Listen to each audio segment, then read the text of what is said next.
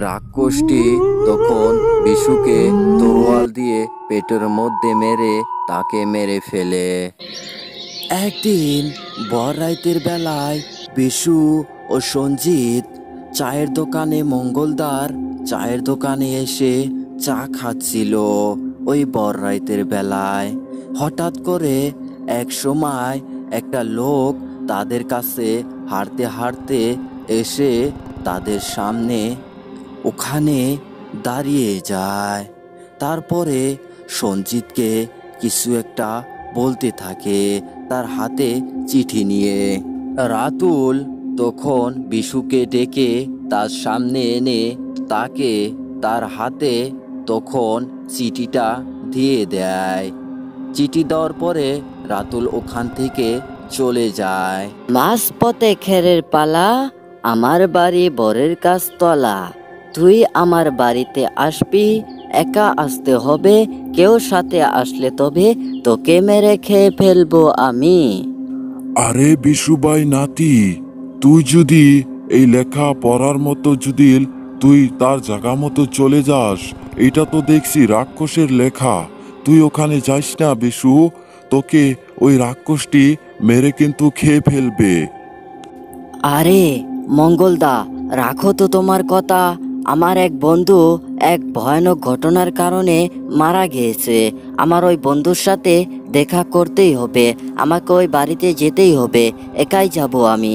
না বন্ধু বিশু, তুই একা যেতে পারবি না এই রাতের বেলা। অনেক ভয়ানক একটা জায়গা ওইটা। চল বন্ধু, আমিও তোর সাথে যাব। তুই যদি আমাকে নিয়ে যাস, আমি তোর সাথে যেতে পারি। আরে না বন্ধু, তোকে যেতে হবে না। আমি মরলে একাই মরবো, কারণ আমার বন্ধুর সন্ধান যে আমাকে বের করতেই হবে।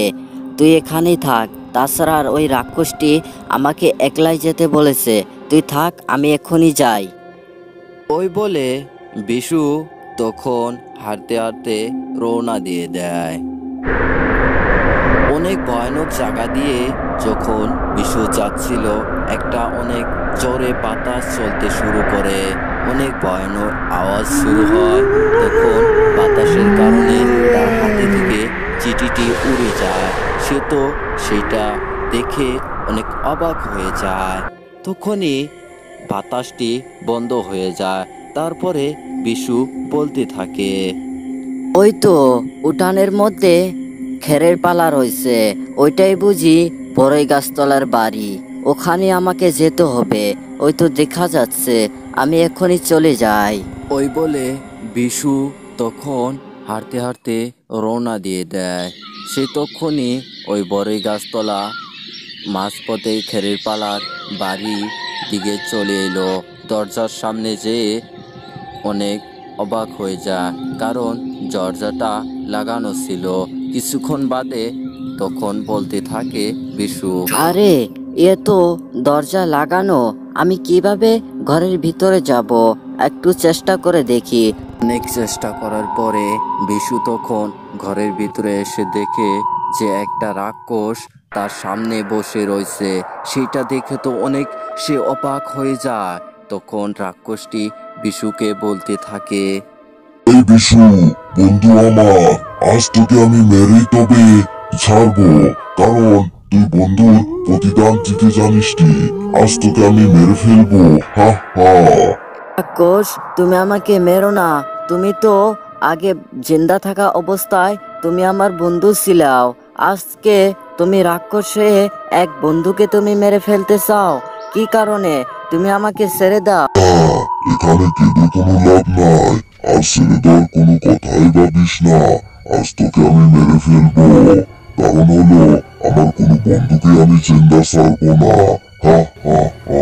তারপরে রাক্ষসটি তখন বিশুকে তরোয়াল দিয়ে পেটের মধ্যে মেরে তাকে মেরে ফেলে। সে তখনই রাক্ষস মেরে তাকে মন্ত্র পড়তে শুরু দেয়। পাজরাম পাজরাম সুট্টুম ফুট্টুম মুম। এই এখানে বিশুর উপরে একটা আত্মা এসে পরে তার উপরে একটা আত্মা এসে হাজির হয়ে তখন জাদুর মতো কিছু একটা হয়ে সে তখনই একটা রাক্ষসের মতোই রাক্ষস হয়ে যায়। রাক্ষস দুইটি তখন বন্ধু হয়ে যায়।